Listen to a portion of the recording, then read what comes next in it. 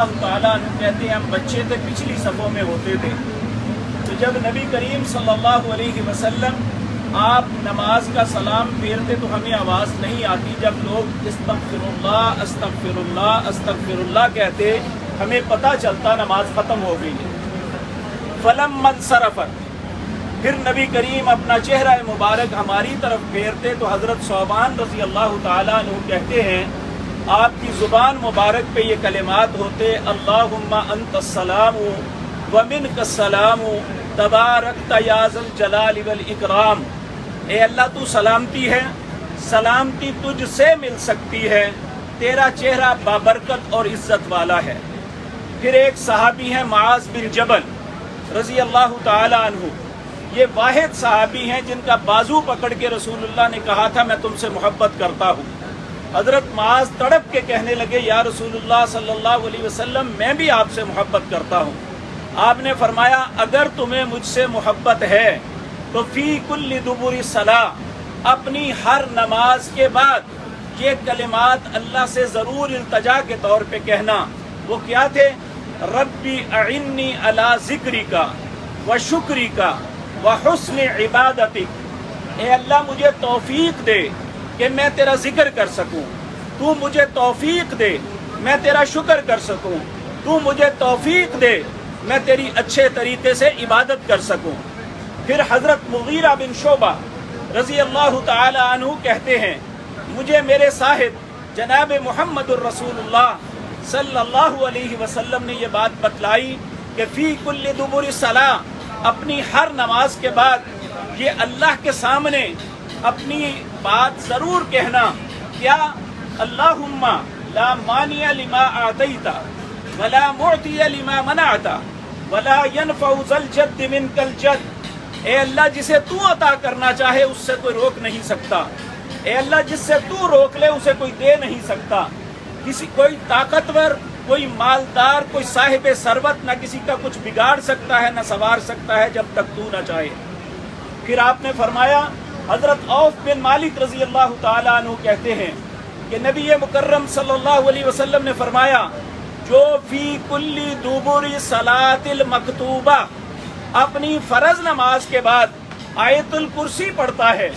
آیت الکرسی یہ سورۃ بقرہ کی ایک آیت ہے، قرآن کی ایک عظیم آیت ہے، اللہ لا الہ الا هو الحی القیوم لا تأخذہ سنۃ ولا نوم، جو اپنی فرض نماز کے بعد اس آیت کی تلاوت کرتا ہے، نبی کریم صلی اللہ علیہ وسلم نے فرمایا اس کے اور جنت کے درمیان اتنا فاصلہ ہے، ادھر موت آئے گی اللہ اسے جنت میں داخل کر دے گا۔ یہ وہ اذکار، یہ وہ باتیں ہیں جو رسول اللہ ہر نماز کے بعد کرتے تھے، ہمیں وہی کچھ کرنا چاہیے جو پیارے نبی نے کیا۔ اس کے بعد آپ نے فرمایا جو معوذات، 3 سورتیں، قل هو اللہ احد، قل اعوذ برب الفلق، قل اعوذ برب الناس، اپنی ہر نماز کے بعد تلاوت کرتا ہے، اللہ ہر دیکھی ان دیکھی چیز سے اس کی حفاظت فرما دیتے ہیں، اس کی شرارتوں سے اس کی حفاظت ہو جاتی ہے۔ پھر آپ نے فرمایا جو شخص 33 مرتبہ سبحان اللہ کہے، 33 مرتبہ الحمدللہ کہے، 33 مرتبہ اللہ اکبر کہے، یہ دائیں ہاتھ پہ صرف کرنا چاہیے۔ نبی کریم کی سنت یہ ہے کہ نبی کریم دائیں ہاتھ پہ یہ کیا کرتے تھے۔ جو شخص یہ کرے، اور آپ نے فرمایا یہ 99 دفعہ ہوا، پھر 1 مرتبہ یہ کہے لا الہ الا اللہ وحدہ لا شریک لہ لہ الملک ولہ الحمد وہو علی کل شیء قدیر، اگر اس کے گناہ سمندر کی جاگ کے برابر بھی ہیں تو اللہ معاف فرما دیں گے۔ یہ وہ اذکار ہیں جو رسول اللہ صلی اللہ علیہ وسلم آپ کیا کرتے تھے۔ نماز کے بعد جو تلبیہ پکارنا ہے یہ رسول اللہ کی سنت نہیں ہے۔ نماز کے بعد تکبیرات یہ 9 ذی الحج، یا ہم حجاج جو ہیں یہ 10 ذی الحج ظہر سے شروع ہو کے 13 ذی الحج کی عصر تک ہم پڑھیں گے، یہی رسول اللہ کا طریقہ ہے۔ تلبیہ ویسے عمومی حالات میں آپ پڑھیں، نماز کے بعد تلبیہ جو ہے رسول اللہ کی سنت نہیں ہے۔ یہ ایک گزارش تھی کرنی ہے، انسان اپنے دل کے مطابق اپنے ذہن کے مطابق اچھائی سمجھ کے کرتا ہے، لیکن سید عائشہ صدیقہ رضی اللہ تعالی عنہا، ان کی حدیث ہے صحیح بخاری کے اندر، آپ نے فرمایا من احدث فی امرنا ھذا فہو رد،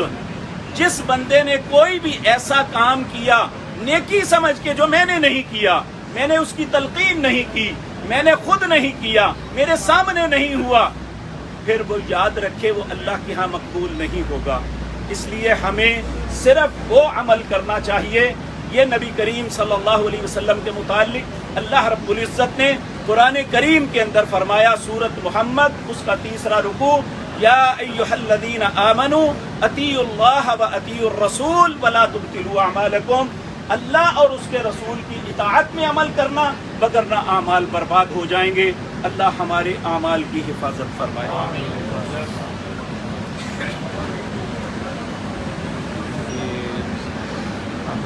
ہو سکتی جو کہ مینا کے جہاں پر حج کے موقع پر مینام کے اندر وہ چیزیں بیان کر رہے تھے، مغرب کی نماز